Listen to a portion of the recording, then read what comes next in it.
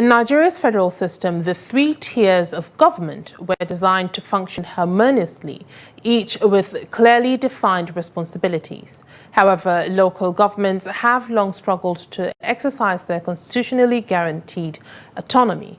In this report, our correspondent takes a look at how excessive control by state governments, inadequate funding, and political interference have significantly hampered their ability to deliver effective grassroots governance.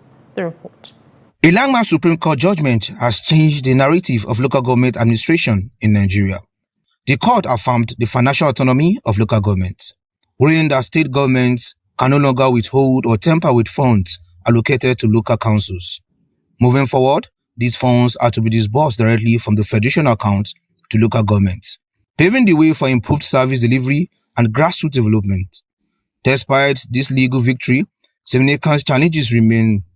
The state government continue to manipulate local government elections, undermining the principle of true autonomy.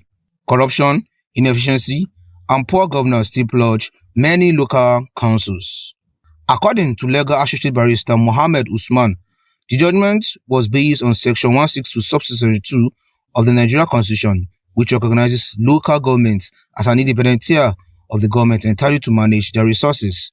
While enforcement remains a hurdle, the decision is widely seen as a key step towards strengthening democracy and accountability at the grassroots level. There are two tiers of government in Nigeria: the federation, the state government, and also the local government level.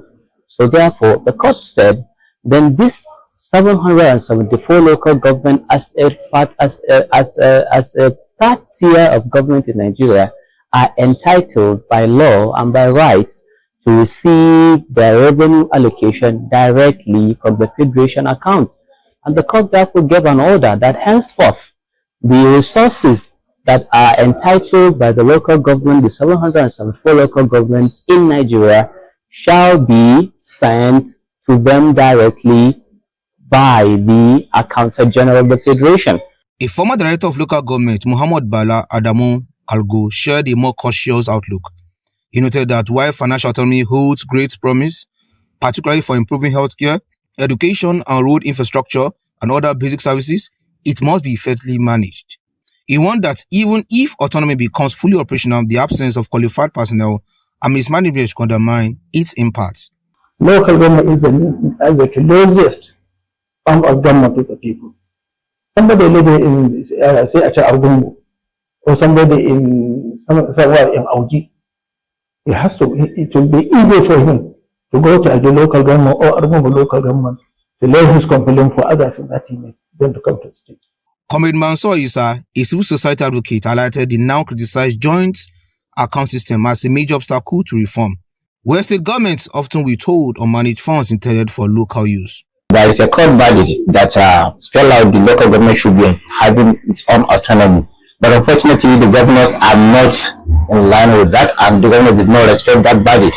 And we at our angle of civil service organization, we are pushing, and we are still pushing, and with no relent in pushing it. Advocacy groups are now pushing for deeper reforms, ones that will empower local councils to independently plan budgets, allocate resources, and pay staff without state interference. Although there has been some progress, especially regarding salary disbursement, many believe that true autonomy will only be achieved when local governments have full control of their finances and operations, and when public officials are held accountable by the communities they serve.